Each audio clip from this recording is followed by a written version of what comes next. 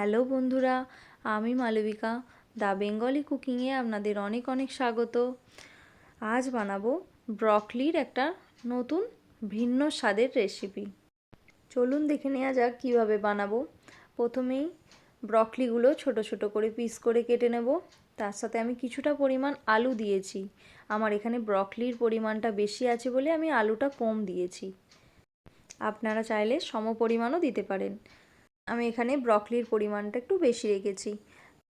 কড়াইয়ে অল্প একটু কিছুটা জল দিয়ে ব্রকলি আর আলুগুলো একটু অল্প নুন দিয়ে ভাবিয়ে নেব।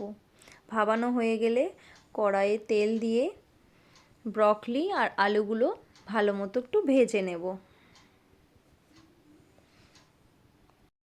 আমার এখানে ব্রকলি আর আলুর পরিমাণটা অনেকটাই আছে বলে তাই জন্য আমি এটা দুবারে ভাজবো। একবারে ভাজলে কি হয়, ব্রকলিগুলো ভালোভাবে ভাজা যায় না, ব্রকলির পাপড়িগুলো খুলে যায়। তাই জন্য আমি দুবারে ভাজবো অল্প অল্প করে। এবার কড়াইয়ে তেল দিয়ে শুকনো লঙ্কা, তেজপাতা, এলাচ, লবঙ্গ, দারচিনি, একটু মৌরি ফোড়ন দিয়ে কিছুটা টমেটো কুচি দিয়ে খানিকক্ষণ নাড়াচাড়ার পর 1 চামচ আদা বাটা দিয়ে আবারও নাড়াচাড়া করে নেব। তারপর হলুদ গুঁড়ো, লঙ্কার গুঁড়ো, ধনে গুঁড়ো আর জিরে গুঁড়ো দিয়ে ভালো মতো নাড়াচাড়া করে যখন দেখব যে কষানো হয়ে গেছে 1 চামচ লবণ আর অল্প কিছুটা চিনি দেব। লবণটা বুঝে দেবো, কারণ আমরা যখন ভাবার সময় আমরা কিছুটা লবণ ওখানে জলে অ্যাড করেছিলাম। অল্প অল্প জল দিয়ে ভালো মতো করে মশলা আমরা কষিয়ে নেব।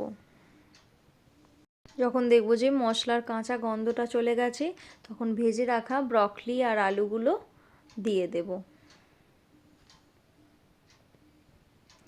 অল্প একটু নাড়াচাড়া করে পরিমাণ মতো জল দিয়ে দেব। ঢাকা দিয়ে খানিকক্ষণ হতে দেব যাতে আলুটা আর ব্রকলিটা ভালোভাবে সেদ্ধ হয়ে যায়। ঢাকা খুলে ভালো মতো নাড়াচাড়া করে 1 চামচ ঘি আর 1 চামচ গরম মশলা দিয়ে দেব। এবার খানিকক্ষণ গ্যাস বন্ধ করে ঢাকা দিয়ে রেখে দিলেই তৈরি হয়ে যাবে আমাদের ব্রকলি।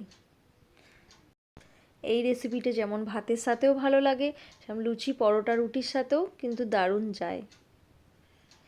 আমার ভিডিও যদি আপনাদের ভালো লেগে থাকে অবশ্যই একটা লাইক করে চ্যানেলটি সাবস্ক্রাইব করে দেবেন।